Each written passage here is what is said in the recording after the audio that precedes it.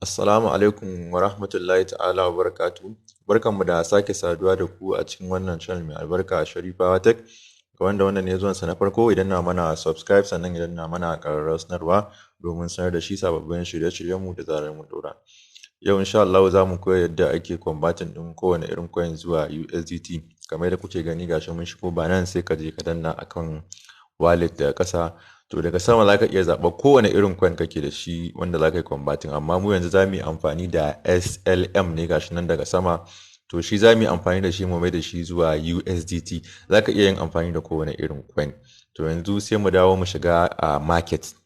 Gashi nan mun shiga market, daga sama sai mu yi searching, mu rubuta sunan coin inda muke so mu converting wanda muke da shi. Gashi nan mun sa SLM /USDT, sai mu danna kowane irin coin ne in kai searching ɗinsa ya sa ma /USDT sai ka danna. To wannan shine coin ɗin da za mu yi converting ya koma USDT. Ga chart ɗinsa nan, ga kuma price ɗinsa nan kamar yadda kuke gani. Wannan shine chart ɗinsa da kuma price ɗinsa.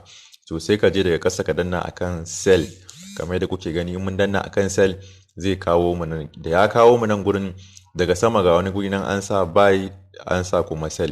To sai ka danna akan sell, wajen limit din nan da nake nunawa sai ka danna ka canja kamar da shi market, ma'ana zaka canja shi kamar da shi market kenan.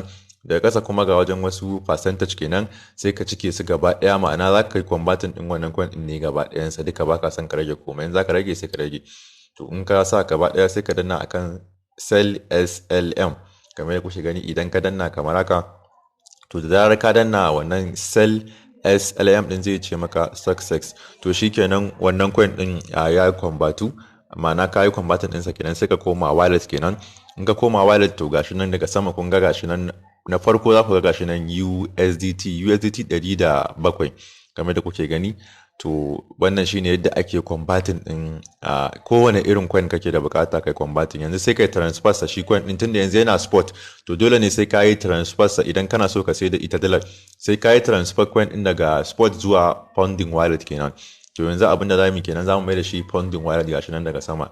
To in kana so ka mai da shi funding wallet, sai ka danna akan transfer direct. Sai ka danna akan transfer. In ka zo nan gurin sai ka gashi nan spot wallet to funding wallet, wajen BTC din nan kuma sai kai clicking ka canja ka mai da shi USDT.